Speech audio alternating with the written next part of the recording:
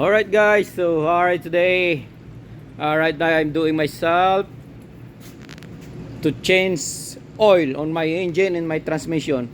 But for now I'm gonna show you how to change my transmission.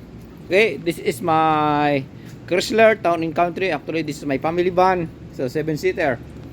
Yeah, so right now I'm gonna show you how to change oil or DIY yourself. So this is a big help for you for this kind of car, Town&Country Chrysler.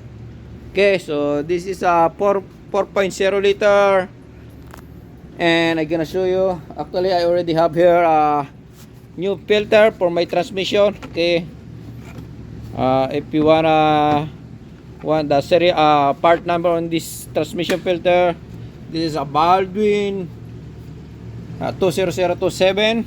Okay, this is included a kit, a washer with seal, and gasket. Actually I already drain on my transmission fluid, but I'm gonna show you here. So guys, so this is no drain bolt, so the best thing you to do is to remove the oil pan on your transmission. Right now I already removed. This is my cover. Sorry, this is my cover for my transmission. So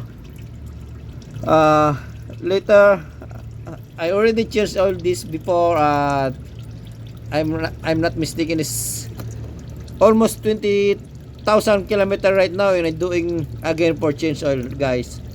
Okay, the interval change oil regularly here, I don't know, but because it's doing myself only to make sure my transmission is performing better, so that's why I'm doing myself to again after 20,000 kilometers.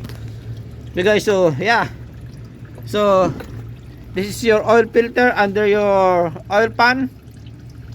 Okay, and the capacity on this my Town&Country is 5.5 liters, ATF 4 or plus 4. Okay guys, so but regular transmission fluid, I think it's okay, but at least do not run too much mileage. Like it's the same as me, it's 20,000 kilometers, it should be good to change again. Yeah. Hey guys, so right now pop up this one bolt only and fill it up, so let's do that. Hey guys, so I already removed a 2 bolt, one in here and one in here, and you need the tools. What's this? T25. This is a Torx. Yeah, this T25. So, and the bolt for this is only 8mm. Yeah, just only 2 tools you need it, and then pop up your filter.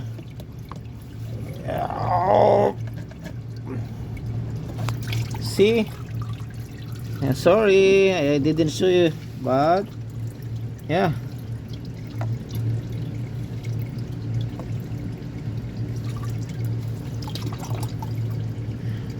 drain it, and yeah, put in here.